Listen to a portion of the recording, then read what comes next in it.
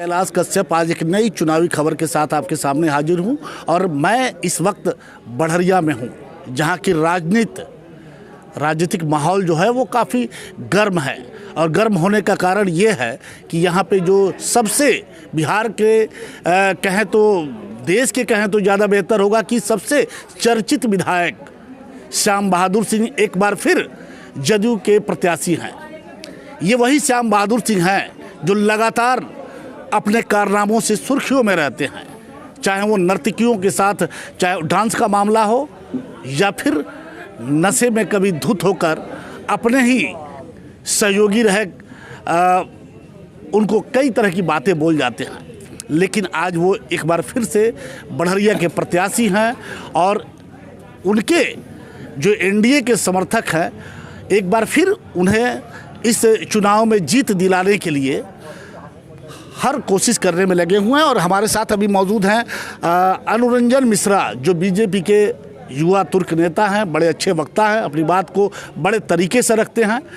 आज इन्होंने अपने प्रत्याशी को लेकर के एक सभा भी की है, अपने समर्थकों को यहाँ बुलाया, क्या क्या कहा अब हम उनसे जानकारी लेंगे कि अनुरंजन जी आज सभा हुई है, क्या कहा अपने कार्यकर्ताओं से? चूँकि आप तो कभी आप समझ में नहीं आता है कि राजनीति आखिर जा कहाँ रही है। आप कभी विरोध में आ जाते हैं श्याम बहादुर सिंह के, फिर समर्थन में आ जाते हैं। क्या कहा आज कार्यकर्ताओं से? देखिए, हम ना किसी के विरोध में है ना किसी का समर्थन में है। हम एक भाजपा के कार्यकर्ता हैं और पार्टी जिसके साथ गठबंधन कर लिया उसके साथ हम खड़े हैं। ये हमने कब कहा कि आप राजद के कार्यकर्ता हैं? आप तो कल भी भाजपा के थे, आज भी भाजपा के हैं और हमें लगता है कि शायद आगे भी रहेंगे। नरेंद्र मोदी के अच्छे सिपाही हैं, अच्छे वक्ता हैं।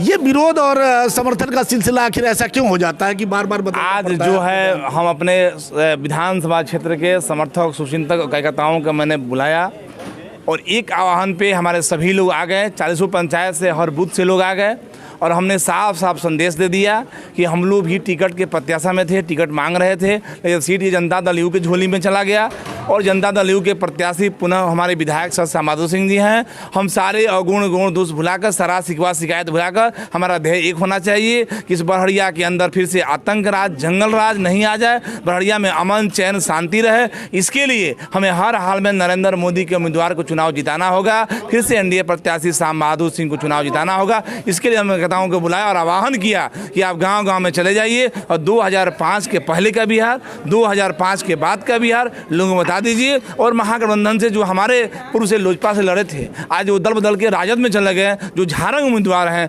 जो गोरखपुर के रहने वाले उम्मीदवार हैं, उनको हराना है। बड़हरिया झारंग की धरती नहीं है, यह वीर भूमि है, तपोभूमि है। यहाँ का अपना बेटा का ही हम चुनाव जिताएंगे, लोकल ही यहाँ वोकल होगा। इसके लिए हम बुलाए हैं और नरेंद्र मोदी के हाथ को मजबूत करेंगे, फिर से बिहार में एनडीए सरकार बनाएंगे। अच्छा, एक सवाल ये बनता है कि श्याम बहादुर सिंह को सर की उपाधि क्यों दे दी आप लोगों ने? नहीं, हमने नहीं दिया है, तो बिहार के मुख्यमंत्री नीतीश कुमार जी दिए हैं। अब उनसे आप पूछिए क्यों दिए हैं। ये किस बात का? आखिर ऐसा उन्होंने इस क्षेत्र के लिए, पूरे बिहार के लिए ऐसा कौन सा काम कर दिया कि उन्हें सर की उपाधि दी गई? ये तो मुझे जानकारी नहीं है। तो ये जानकारी तो रखना चाहिए। आप चूंकि नेता हैं, आप लोगों को संबोधित करते हैं, क्या वो नाच गाने को लेकर के या नशे में झूमने को लेकर के आखिर कौन सा उन्होंने काम कर दिया कि उनको सर की उपाधि दी गई? ये जानकारी अब तो मुख्यमंत्री जी बताएंगे। क्या जो आते हैं चुनावी सलाह पूछिएगा क्यों उपाधि दिए हैं, ये मुझे जानकारी नहीं। इस पर हम क्या बात करें? आप गठबंधन के नेता हैं, आपको भी जानकारी होना चाहिए कि आप जिस व्यक्ति को लेकर के, जिस प्रत्याशी को लेकर के जनसभा कर रहे हैं, तो जानकारी होनी चाहिए। चलिए वो ठीक है, बाद में हम लोग बात करेंगे। लेकिन अब ये बताइए कि आपका प्रत्याशी, एनडीए के प्रत्याशी, अगर जनता उन्हें वोट देगी तो क्यों देगी? 13 साल लग गए, आपका स्टेडियम आज भी मुख्यमंत्री के द्वारा किया हुआ है, वो आज भी पूरा नहीं हुआ। जामों का रोड अब जाके चुनाव के वक्त आके उसका शिलान्यास होता है। आखिर क्यों दे वोट? देखिए, जनता स्पष्ट आपको बताइए कि हम जनता के बीच जाएंगे और दो ही प्रश्न रखेंगे। एक 2005 से पहले का बिहार देख लीजिए, एक 2005 के बाद का बिहार देख लीजिए। 2005 से पहले टूटी फूटी रोडें हुआ करती थी, स्कूल जो है टूटा फूटा बिल्डिंग हुआ करता था, अस्पताल में सांड भैंस बकरियाँ बैठती थी, लालटेन टंगा होता था, थाने में जो है अपराधी को थानेदार दारू पिलाते थे और अपराधी थाना चलाता था। और 2005 का बिहार जो है चमचमाती सड़क है, अस्पताल में दवाइयाँ हैं, स्कूलों में बिल्डिंग बना है, शिक्षक जो है पढ़ा रहे हैं, थाने में जो है अमन राज कानून राज की स्थापना हुई है। हम इसके लिए वोट मांगेंगे, लोगों को नरेंद्र मोदी के विकास कामों के लिए वोट मांगेंगे कि आज जो है उज्ज्वला के तहत गैस कनेक्शन मिला है, आज जो है हमारी माताओं बहनों को जो वृद्धा हैं वृद्धा पेंशन मिला, सीधे खाते में पैसा आ रहा है। कोरोना काल में कोई दलाल कोई बिचौलिया नहीं आया है, सीधे लोगों को लाभ पहुँचा है। इसलिए अपने हम भगवान रूपी नरेंद्र मोदी के लिए वोट मांगेंगे, न कि व्यक्ति विशेष के लिए वोट मांगेंगे। बिल्कुल मांगना भी चाहिए। आपका विकास इतना खोखला है कि बगल में जामों में एक हॉस्पिटल आपने भी देखा होगा और सुना होगा पेपर के माध्यम से, सोशल मीडिया के माध्यम से, कि उसका उद्घाटन होने वाला था, मंत्री जी जाने वाले थे और उसकी दीवारें आज भी अब उद्घाटन के पहले ही दरकने लगी, उसका फर्श ऐसे ही उखड़ रहा था। ये वो विकास है। और विकास जो सड़क दिखाई दे रहा है, ये इसके पीछे फंडा जो है वो तो दूसरी, वो तो कमीशन का ये सब चल रहा है, हम इसकी भी बात नहीं करेंगे। आपके विधायक जी नर्तकियों के साथ, ये किसी विधायक के लिए शोभा देता है क्या कि उनके साथ डांस करें, उस तरह से अश्लील हरकत करें? ये किसी विधायक, मैं किसी दल के सिर्फ उन्हीं की बात नहीं करता हूँ, क्या किसी विधायक के लिए ये उचित है? ये उनकी गरिमा बढ़ाता है कि उनके स्तर को गिरा देता है? देखिए, इसका तो हम भी विरोध किए थे और विधायक जी से तो हमारी अभी बात भी नहीं हुई है, नहीं फ़ोन किए हैं, लेकिन हम लोगों ने समीक्षा किया तो नौजवानों ने कहा कि अब विधायक जी में गलती नहीं है। जब हम लोग मांग कर देते हैं, डिमांड कर देते हैं कि तने हिला दें, तो विधायक जी नौजवानों की मांग और डिमांड पर हिला देते हैं, यानी राष्ट्रभक्ति परोस देते हैं। तो यहाँ के नौजवानों ने कहा हम लोग की मांग पर हिलाते हैं।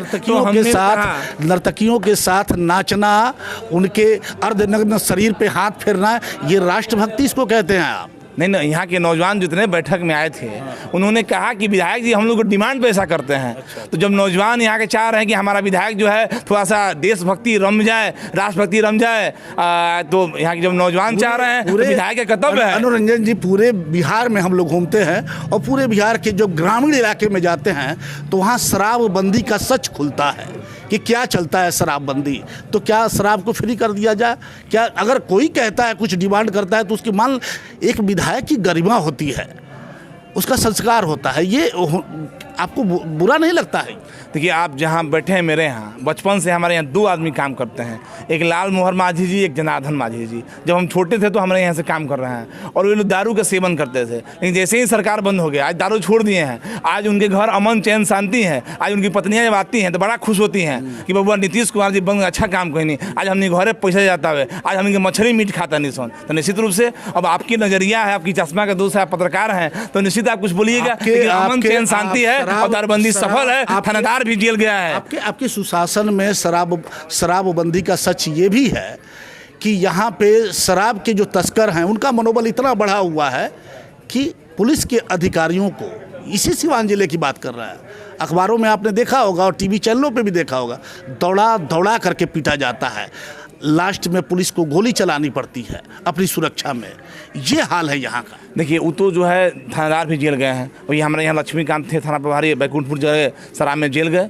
यहाँ तो कोई बचता नहीं है, कोई भी व्यक्ति हो, थानेदार हो, विधायक हो, MP हो, मैं हूँ, कार्यकर्ता हो, जो इस धंधे में आएगा वो निश्चित जेल जाएगा, तो कार्रवाई होगी। कौन सा मुद्दा लेकर के आप जनता के बीच जाएंगे? क्या अच्छा हुआ है कि जिसके लेकर के आप जनता के मुद्दा, जनता जो है वह तो विपक्षी को खोज रही है कि लुटेरा कौन मुद्दा लगा रहेगा। महागठबंधन जिसका बात जो है जेल में बंद है, देश की आज़ादी के लिए जेल में बंद है क्या? और जो प्रत्याशी है झारखंड, कौन सा मुद्दा लेकर आएंगे? लोजपा से लड़े थे, भाग गए 5 साल, फिर जनता के बीच में आए हैं। हमारे पास तो मुद्दा है, नरेंद्र मोदी, नीतीश कुमार, सुशील मोदी, मंगल पांडे का विकास है, गाँव गली का विकास है, नल जल का विकास है, गैस कनेक्शन मिला हुआ है, लोगों को अमन शांति सुकून है। आप भी बोल रहे हैं यहाँ हमारी सरकार के दिन है, यहाँ पत्रकारों को भी पीटा जाता था सीमान के अंदर, आप भी नहीं बोल पाते। मुद्दा है, मुद्दा तो लोग खुलेआम खोज रहा है कि नरेंद्र मोदी का चुनाव चिन्ह क्या है? तीर छाप है। आप किससे बात कर रहे हैं?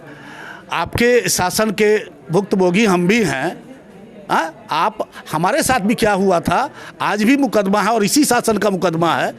ऐसी बात नहीं, वो तो क्षणिक होते रहता है, लेकिन किसी की हत्या नहीं हुई है, किसी पत्रकार की हत्या नहीं हुई है। आप जो है बोल रहे हैं, पहले तो बोला नहीं जाता था, एक व्यक्ति विशेष के पीछे सभी लोग भागते थे, जो कहता था वही छपता था या सिवान था। पत्रकार राजीव रंजन की हत्या भी इसी सुशासन में हुआ है, ये नहीं कि कोई दूसरा सुशासन तो भी हुई है। अपराधी जेल है, ट्रायल हो रहा है। कौन सा अपराधी जेल है? कौन सा अपराधी जेल है? एक भी गवाह नहीं मिल रहा है, कौन सा अपराधी जेल है? नहीं, देखिए, ये बात मत कहिए, ये सरकार जिसको आप अपराधी मानते हैं वो ऑलरेडी 14 साल से पहले से वो जेल में था।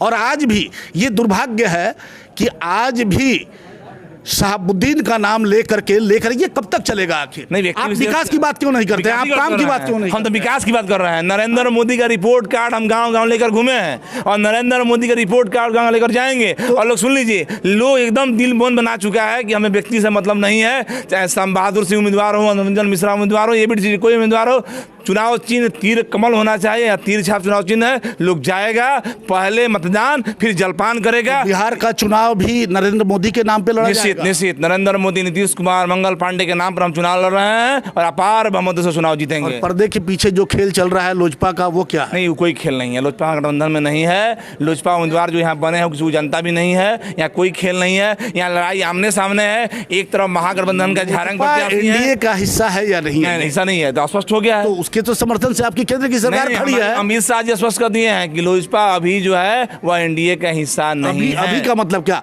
उसके समर्थन से तो केंद्र में सरकार चलो अभी नहीं है। ये हमारे अमित शाह जी का बयान आ गया है, आप भी सुने, हम भी सुने। तो ये बेतुका सवाल है। लोजपा हमारे साथ नहीं है। यहाँ भाजपा जदयू गठबंधन है और ये जय श्री राम का क्षेत्र है। यहाँ एनडीए प्रत्याशी जीतेगा। अपार बहुमतों से हम 51,000 वोट से चुनाव जीतेंगे। 10 तारीख की आप भी काउंटिंग में रहेंगे, हम भी काउंटिंग में रहेंगे। फिर से जय जय श्री राम होगा। यहाँ शाम बहादुर सिंह जीतेंगे, नीतीश कुमार की सरकार बनेगी, मंगल पांडे की सरकार बनेगी। लेकिन आप ही ने आरोप लगाया था शाम बहादुर सिंह पे भी, और एक सबसे बड़ी बात कि अब उनकी पत्नी जे सुरेंद्र पटेल, उनकी पत्नी ने तो बहुत कुछ कह दिया कि उनके बेटे की हत्या, इकलौता बेटा था, उसके बेटे की हत्या में भी आपके विधायक जी का हाथ है। निश्चित, अगर हाथ हो जांच होगी। मैं भी आरोप लगाया, जांच होगी। विधायक हो, एमपी, मैंने कहा मंत्री हो, जो अगर इसमें पीछे होगा वो जेल जाएगा, कानून अपना काम करेगा। लेकिन अभी सब शिकवा शिकायत हम भुला जाएंगे। सिर्फ एक ही ध्येय है कि हमें पांडु सेना के सेनापति नरेंद्र मोदी हैं और कौरव सेना के सेनापति तेजस्वी यादव हैं। तो लुटेरा को हम नहीं बनने देंगे। जंगल राज की वापसी नहीं होगी, आतंक की वापसी नहीं होगी, बढ़िया की अमन चैन मुस्कान नहीं छीनने देंगे। 10 दिन का वक्त और बचा है और अभी तक आपने तो सभा कर लिया विधायक जी के समर्थन में, लेकिन विधायक जी ने अभी तक आपको पूछा नहीं। उससे क्या मतलब है? विधायक जी पूछे या नहीं पूछे, गजब। अब पूछे या नहीं पूछे, हमारा मतलब ये नहीं है। हमारा मतलब यह है कि तेरे अंगने में मेरा क्या काम है, इस बल्ब युग में लालटेन का क्या काम है। लालटेन अब फेसबुक व्हाट्सएप पर रह जाएगा। नौजवान लालटेन भी नहीं देखे। मैंने पूछा लोगों से कि आपके घरों में लालटेन है, तो लोगों ने कहा लालटेन तो हम देखबे नहीं किए हैं। तो जो लालटेन देखा ही नहीं, वो लालटेन का वोट क्या देगा? विधायक जी अगर नहीं भी पूछते हैं तो आप बिल्कुल अब लगे रहेंगे। आज से हमने संघनाद कर दिया। कल से गांव-गांव में हम जाएंगे, लोगों से अपील करेंगे कि पटाखा हिंदुस्तान में फूटना चाहिए, पाकिस्तान में नहीं। जश्न थाना मोड़ पर बनना चाहिए और कहीं नहीं। इसके लिए हम जो है बाहरी उम्मीदवार, तुम तो ठहरे परदेसी, साथ क्या निभाओगे। सुबह वाली पहली गाड़ी से गोरखपुर चले जाओगे। वैसे उम्मीदवार का हम वोट नहीं करेंगे। लोकल ही भोकल होगा। लोकल उम्मीदवार को वोट करेंगे, नरेंद्र मोदी के हाथ को मजबूत करेंगे, एनडीए सरकार बनाएंगे। लेकिन यही परदेसी 2015 में आप उसके ये कृष्ण बने हुए थे उसके रथ के। जी निश्चित, वोट मांग रहे थे, लेकिन उसी परदेसी का तो वोट नहीं मिला और चुनाव हार गए। झारंग के उसे वोट नहीं मिला, लेकिन वो दल बदलू हो गए। हम दल बदलू नहीं है। आपको नहीं लगता कि अब राजनीति जो है वो मूल्यों पे आधारित नहीं हो रही है, एकदम सब कुछ अपने फायदे के लिए करके हो रहा है? देखिए, क्योंकि वंदे मातरम और भारत माता की जय कहने वाले, कल तक कहने वाले, जब टिकट नहीं मिला, बहुत सा चेहरा है आपके दल में, तो वो आज पार्टी को ही खोस रहे हैं। वो कह रहे हैं कि ये दलालों की पार्टी है। अब मैं वो शब्द नहीं लेना चाहता, बहुत कुछ कह रहे हैं। तो ये कौन सा राष्ट्रवाद है? ये कौन सा भारत माता की जय था? इतना कमजोर कैसे हो गया कि आप टिकट नहीं मिला तो आप कुछ भी बोल दीजिए? देखिए, जो स्वार्थ में आते हैं वो स्वार्थ में चले जाते हैं। मुझे भी ऑफर आया, मुझे भी सारे लोगों ने फ़ोन किया कि आप चुनाव लड़िए। मुझे लोक जनशक्ति पार्टी से ऑफर आया। आदरणीय विधायक राजू तिवारी जी ने मुझे फ़ोन किए कि तुम चुनाव लड़ो।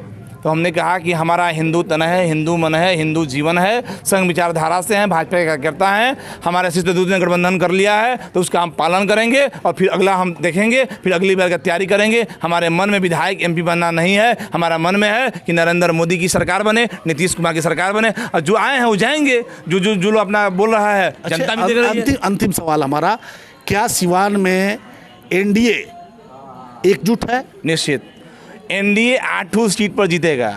नेता जो क्षणिक स्वार्थ में कुछ भी बोल रहे हैं, आप लोगों का टीआरपी बढ़ रहा है, लेकिन यहाँ की जनता क्षणिक स्वार्थ वाली नहीं है। जनता एकदम दिलो दिमाग में बैठा ली है। जैसे एग्जाम्पल दे रहे हैं, पिछले बार लोकसभा चुनाव में इसी बढ़िया विधानसभा में 97 बूथों पर जनता दल यू के पोलिंग एजेंट भी नहीं थे।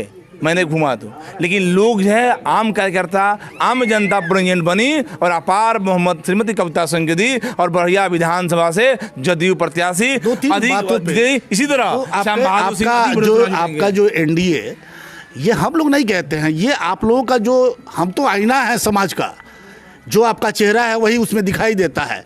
एनडीए के हालात हम 2-3 जगह बता रहे हैं आपको। सिवान में व्यासदेव प्रसाद निर्दलीय प्रत्याशी के तौर पे नामांकन करते हैं, उसमें सांसद पति उसमें शामिल होते हैं और वो कहते हैं कि असली एनडीए हम हैं। ये एक हो गया। महाराजगंज में जदयू विधायक हेमनारायण शाह एक शिलान्यास उस रोड का वो भी करते हैं और दूसरा शिलान्यास बीजेपी के जो सांसद है सिग्रीवाल साहब वो करते हैं। दोनों अगल बगल में होता है, रोड 1 शिलान्यास 2, ये एकजुटता है। बढ़िया का भी सेम वही हाल है। तो ये कि अगर ये एकजुटता है तो आपको लगता है कि इस एनडीए के एकजुटता पे आप चुनाव निकाल पाइएगा? देखिए, जनता में कहीं दुराव नहीं है, कहीं टकराव नहीं है, मतदाता सजग है, मतदाता एक ही देख रहा है। नेता अपने स्वार्थ में कहीं जाए, जनता उसे मतलब नहीं है, वोटर को उसे मतलब नहीं है। वोटर का एक ही नेता है, वह है श्री रामचंद्र रूपी नरेंद्र मोदी। नरेंद्र मोदी के उम्मीदवार को वोट करेगी। यहाँ उम्मीदवार नीतीश कुमार हैं, कि प्रत्याशी श्याम बहादुर सिंह जी हैं, तो यहाँ श्याम बहादुर सिंह को वोट करेगी। कहीं टकराव नहीं है, कहीं दुराव नहीं है। ध्येय एक है कि हम पांडव सेना को जिताएंगे, सुशासन न्याय के राज कायम करेंगे, हम अपने यहाँ आतंक जंगल राज नहीं लाएंगे। चलिए, आपने देखा कि अनुरंजन जी से हमारी बात हो रही थी। अनुरंजन जी नेता हैं और नेताओं का ये हमेशा आपने देखा है कि वो अभी सुबह में कुछ और, शाम को कुछ और। लेकिन अनुरंजन जी ने एक बात बड़ी अच्छी कही है कि इस दौर में नेता मालिक नहीं है। नेता कुछ भी करे, जनता देख रही है, जनता मालिक है और जनता ने जो फैसला लिया है वो आपको 3 तारीख को बैलेट पेपर में जाएगा, ईवीएम में जाएगा और 10 तारीख को वो रिजल्ट जब सामने आएगा तब पता चलेगा कि जनता कितने नेताओं के बातों में आई, कितने उनके लुभावने वादों में आई और कितने लोगों को उसने अपने कसौटी पे तला। ये उस समय पता चलेगा जब 10 तारीख को ईवीएम खुलेगा।